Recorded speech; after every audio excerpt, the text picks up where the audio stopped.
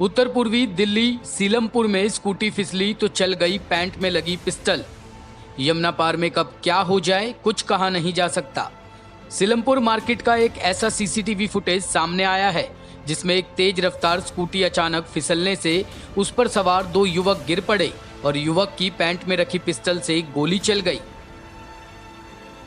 घायल युवक को जग प्रवेश अस्पताल ले जाया गया, जहां से उसे आरएमएल अस्पताल रेफर कर दिया गया। पुलिस पूरे मामले की तफ्तीश कर रही है। जानकारी के मुताबिक सामने आई सीसीटीवी फुटेज गत 27 जनवरी सुबह करीब 10:30 बजे उत्तर पूर्वी दिल्ली की सीलमपुर मार्केट की है। फुटेज थाने से महज कुछ दूरी पर ही लगे सीसीटीवी की बताई जा रही है। फुटेज के मुताबिक सफेद रंग की स्कूटी पर सवार दो युवक लाल बत्ती की तरफ से मार्केट में थाने की साइड वाली सड़क पर कुछ आगे चलते हैं, तभी स्कूटी स्लिप होकर गिर जाती है। उसी समय ऐसा कुछ होता है कि वहां मौजूद हर किसी का ध्यान इस तरफ चला जाता है। दरअसल स्कूटी सवार लड़कों में से एक के पास मौजूद पिस्टल से अचानक गोली चल जाती है। गोली लगने से युवक घायल हो जाता है और पिस्टल निकालकर अपने साथी को दे देता है। सीसीटीवी में यह भी साफ दिखाई दे रहा है कि घायल युवक का साथी उस हथियार को सड़क पर ही ठीक करने लगता है और लॉक निकालकर फिर उसे अपनी पैंट में लगा लेता है। तब तक पास की एक दुकान पर खड़ा युवक दौड़कर वहां पहुंचता है और स्कूटी खड़ी करता है।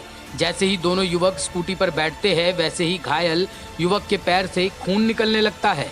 मदद को पहुंचा युवक दौड़कर एक दुकान से पट्टी लाता है और स्कूटी पर बैठे घायल शख्स के पैर में बांधने लगता है। युवक की जांघ से खून ज्यादा निकलता देख मददगार युवक भी स्कूटी पर बैठकर उसे अस्पताल ले जाता है। इस घायल शख्स को तत्काल ही शास्त्री पार्क स्थित जग प्रवेश अस्पताल की इमरजेंसी लेकर पहुंचते हैं। अस्पताल से ही सीलमपुर पुलिस को घटना की जानकारी दी जाती है। युवक को प्राथमिक उपचार के बाद राम मनोहर लोहिया अस्पताल रेफर कर दिया गया। युवक की पहचान शादाब के रूप में हुई है। पुलिस मामले की पड़ताल कर रही है कि आखिर लड़कों के पास हथियार कहां से आया। क्या यह किसी वारदात को अंजाम देने की फिराक में तो नहीं थे या फिर किसी घटना को अंजाम देकर तो नहीं आ रहे थे।